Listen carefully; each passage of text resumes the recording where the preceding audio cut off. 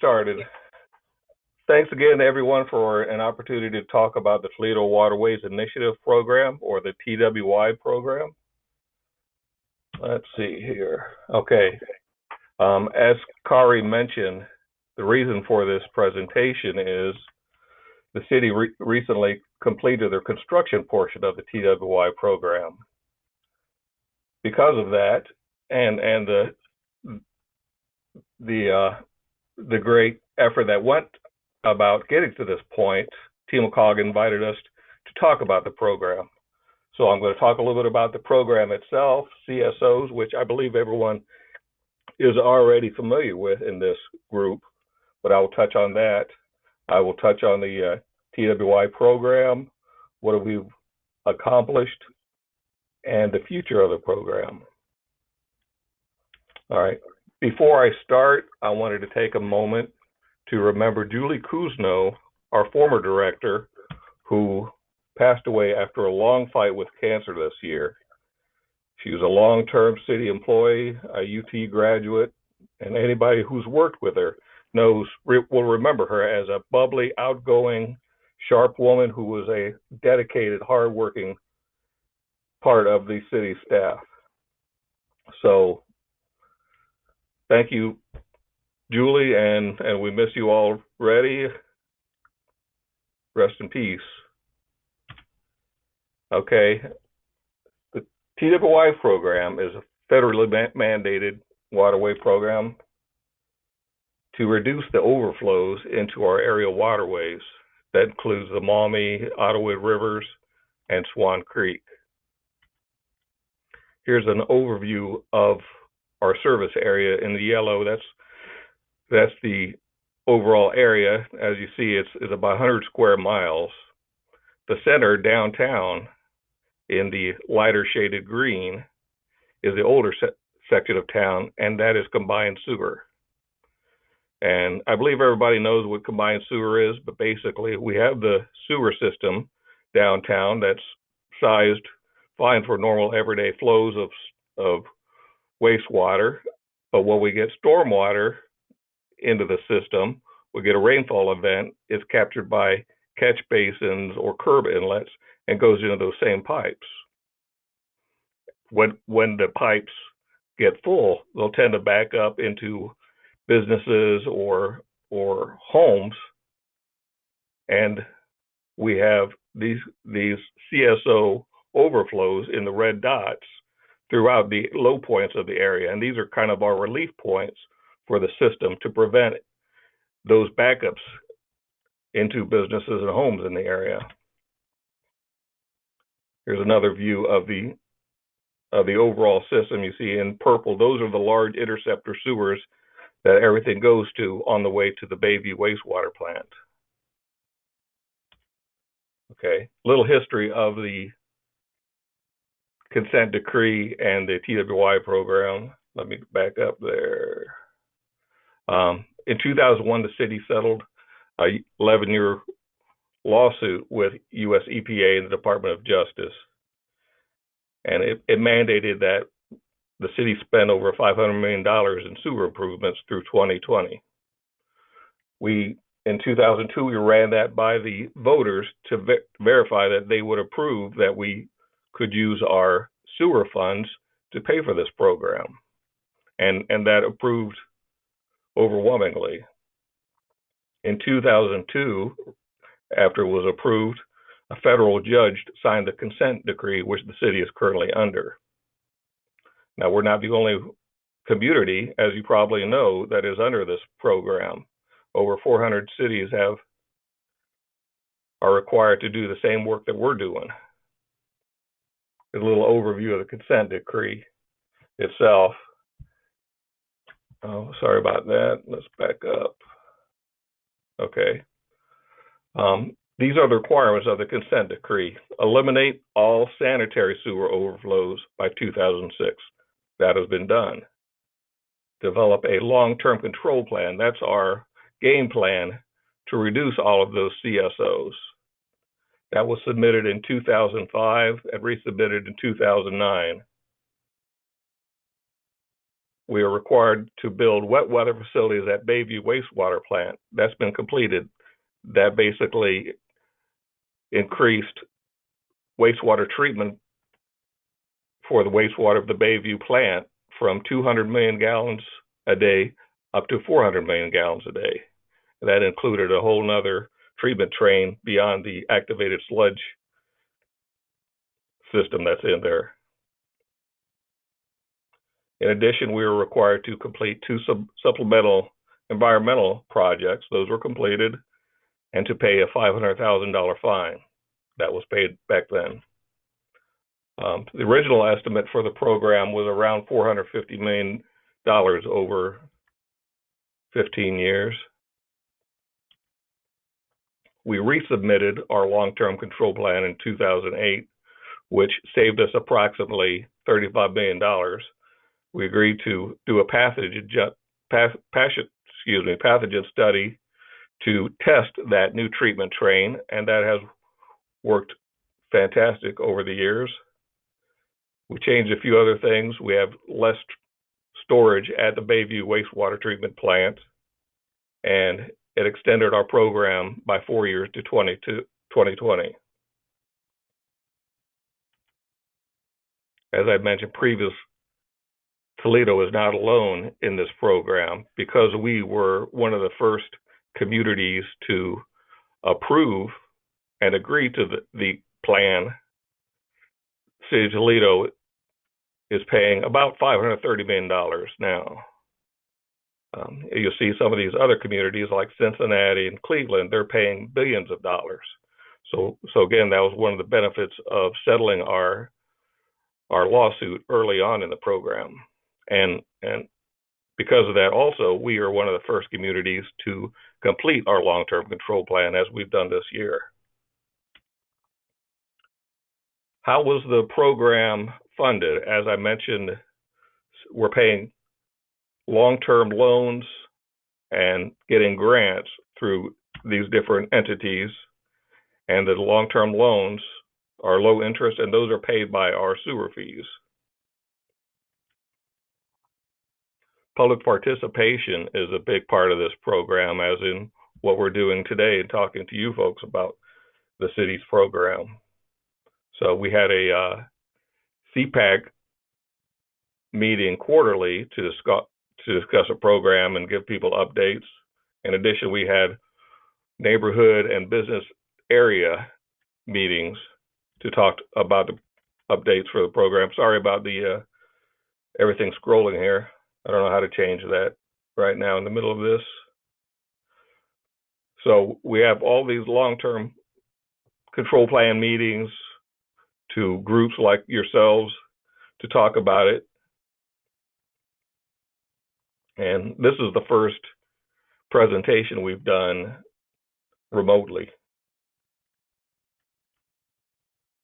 Okay, phase one of the program was the wet water facilities at the wastewater treatment plant.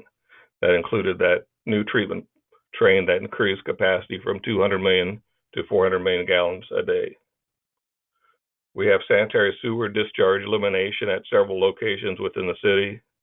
And then we have that long-term control plan, the construction projects throughout the city.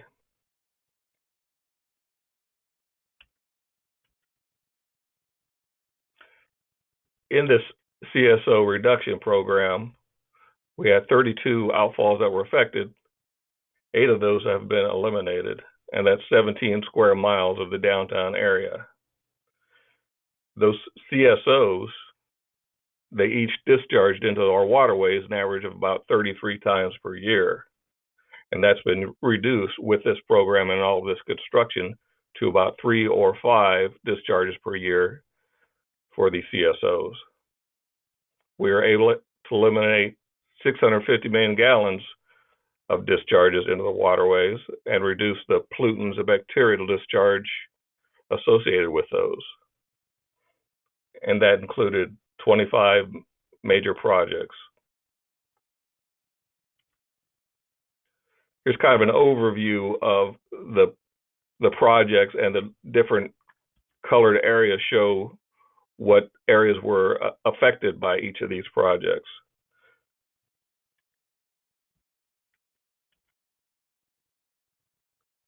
Okay. Part of the long-term control plan is offline storage of these CSOs, including storage basins and storage pipelines. So when our system gets filled up, we have these relief points that now go to these basins or storage pipelines to hold the water back for about 24 hours. And then when our large sewers have capacity, we pump the flow back up into our main trunk lines into the wastewater treatment plant for treatment.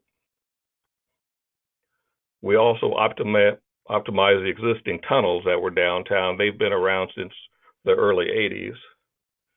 We had other flow reduction projects, and we had sewer separation throughout the city. Here's a list of the sanitary sewer overflows. Again, those are throughout the city.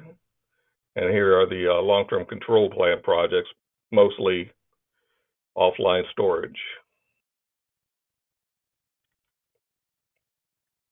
Okay, and I'm going to touch again on the Bayview wastewater treatment plant update.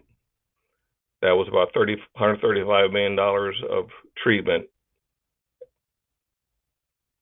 projects at the wastewater plant.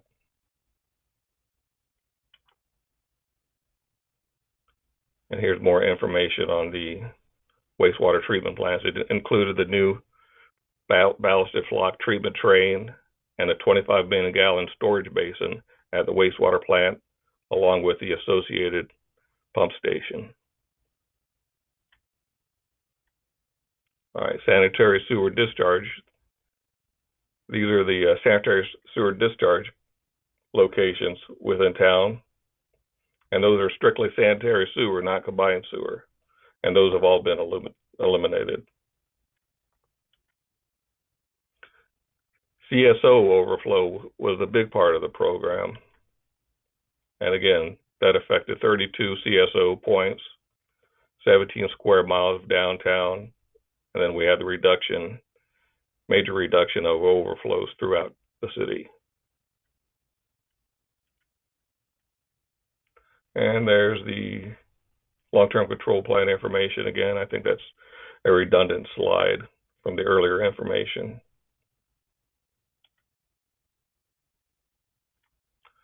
So we had 7 areas that were sewer separation, 5 storage basins, which added to about 70 million gallons of offline basin storage.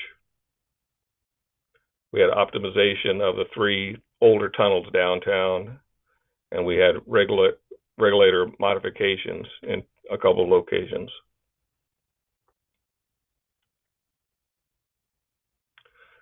Here's the sewer separation areas, just calling those out. Those included working to find illicit discharge locations, getting rid of those, the sewer separations, and removing vented manholes, downspouts, and other connections to this illegal connections into the sewer system. And that's all been completed. All right, there's a list of the 5 storage basins. The Joey Brown Basin, if anybody drove by that at Outer River, that was our largest basin. That was about 36 million gallons of offline storage, and the cost for that was near $70 million. Most of these basins were below ground, and they're typically gravity in, pump out, but the Outer River facility was both gravity in and pump in, and then pump out. Those have all been completed. We have storage pipelines, several locations, and those are of different size. Those are all completed.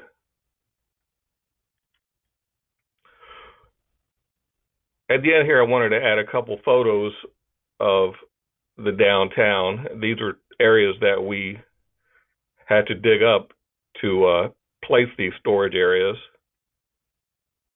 You can see this is International Park, this train yard. This is where the restaurants currently are at International Park. And right across from that, we put in the International Park storage basin, which is about 7 million gallons of storage at a cost of about $27 million. You can see the Cherry Street Bridge in the foreground on this photo. In the background, you have the high level or Anthony Wayne Bridge. And the little boat slip on the left here in the center of the photo, that's about where the restaurants are located. So we're dealing with some very old areas that we don't always have the as-builts. So we ran into a lot of different pipes downtown, and some people may have remembered us closing the Cherry Street Bridge for a period of time. We had planned on tunneling underneath the bridge, but we ran into a bunch of pipes and kept being required to do additional tunneling to clear out the old pipes and verify that they weren't currently in use. So we ended up open cutting across the street. That was the reason why we closed down the bridge for a period of time. And again, that's been completed.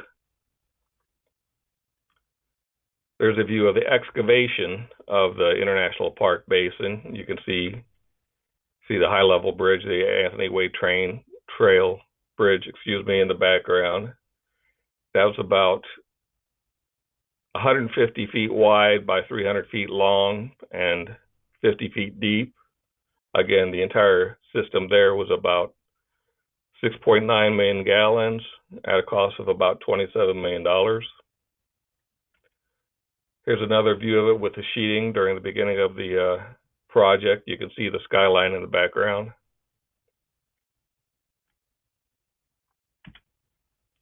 And here's the interior view when we're about 3/4 of the way through the basin. You can see it looks like a big concrete holding tank is basically what it is under there, so to temporarily hold the combined sewer.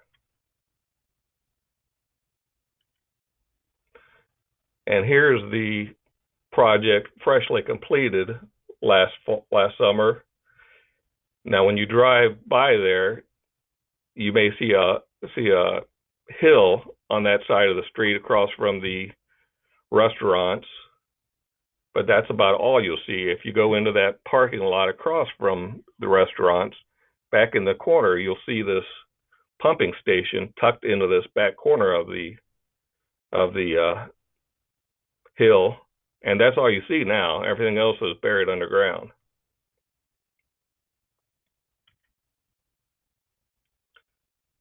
The downtown storage basin on Summit Street was the last project we completed.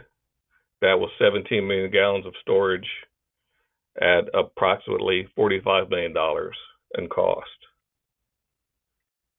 That basin was installed near Summit Street and Olive on the left-hand side. You see the old train bridge in the background there. That was taken out back in the mid-'80s. And then you see a Cherry Street Bridge more in the foreground. This photo was taken in the '40s. Here's another view of the site with the old train bridge coming onto the site. The road in the foreground was Summit Street. On the right there, it is Olive Street, and that building, which is actually yellow on the right-hand side of that photo, is still in place. That is a tape measure company that's been in place for 100 years. So this site was an old train switching area as well, just like the International Park site. And all that infrastructure was removed as part of this project. There was actually a train depot on that location as well. And again, Summit Street's on the left-hand side, the river's on the right-hand side. The basin location would be on the right there. There's excavation of the basin itself. This one was larger, again, 17 million gallons. So it was about 350 feet wide by 250 feet long. you see us looking toward the river from Summit Street on this location. Here's an area view of the aerial view from a drone. I think this was provided to us from David Patch of the Blade. He flew the area a couple times to take some photos for the Blade. And there's a view looking toward the 280 bridge. Again, that project was about $45 million.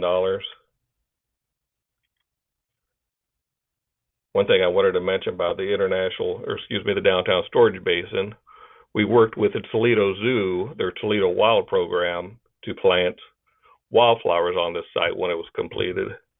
So that will, like other Toledo Wild sites, it'll slowly build up, and all of the vegetation will come in the next couple of years. It'll be kind of a wildflower area to attract birds and butterflies, etc. There's also a bike path through that site that we installed. So the long-term control plan is complete. Was our next step. All right, sorry. Here.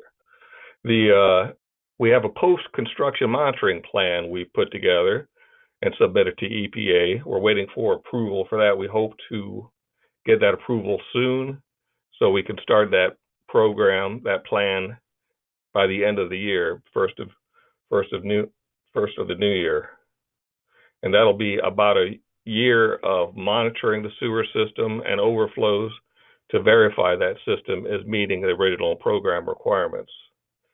Now, everything has worked fine through the years, so we have no doubt that this is going to be completed successfully, and then we will be able to close out the program, and the consent decree to the city will be lifted. That's all I have. That is the Toledo Waterways Initiative website. A lot of information on that. Does anybody have any questions?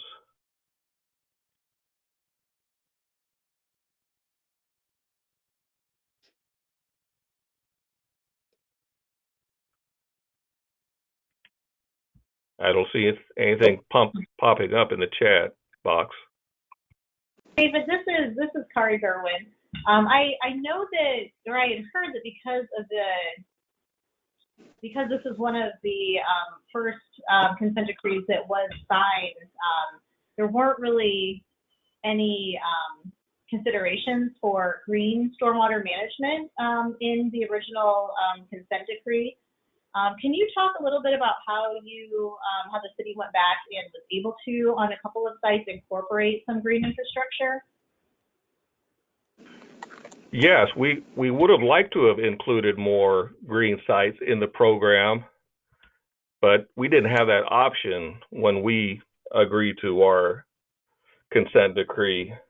I know Philadelphia has a lot in their program. Most of our green infrastructure that we've added includes swales and stormwater capturing areas, and we actually have a couple of those on the downtown storage basin site itself as well, just capturing overland flow. Now, I don't believe any of that was included in our consent decree, and we weren't really given any concessions in our program. We just found locations in different projects where we're able to add some green infrastructure, but it didn't really help our overall cost for the program. Well, I just think it's fantastic that you were able to include those the swales that you mentioned, and then also some real community benefits with various wildflower areas and bike paths and other green spaces. I will also mention that there is a question in the chat box from Alice Godsey, and I'll read that off. Did original projections of rate impacts hold up? Okay, is that rate impacts as far as Right. cost to the community? Correct. Yes. I know we went back and forth on that a couple of times. I don't believe it was much different than the original projections. But I know it was massaged over the years, but I don't have that information. Alice, you always ask good questions. Yes, that answered my question. If the rate impacts were, or if they changed over time as over the course of the projects. I seem to recall that they did slightly, but it was very minor.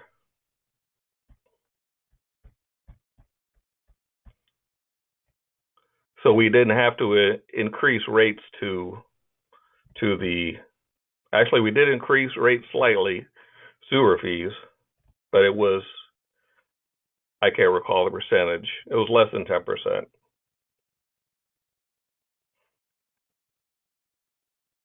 All right. Are there any other questions for David?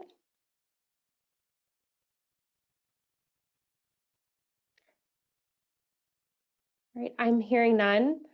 All right, well, thank you so much, David. That was a great presentation. And like I said, I think a lot of us in various communities have been working alongside the Toledo Waterways Initiative, and excited to hear that it's wrapping up, and sounds like it's been really successful, and it'll continue to be in terms of reducing those CSOs and creating green space. So thank you so much for the awesome presentation. Very good. Thank you for the opportunity. Yeah.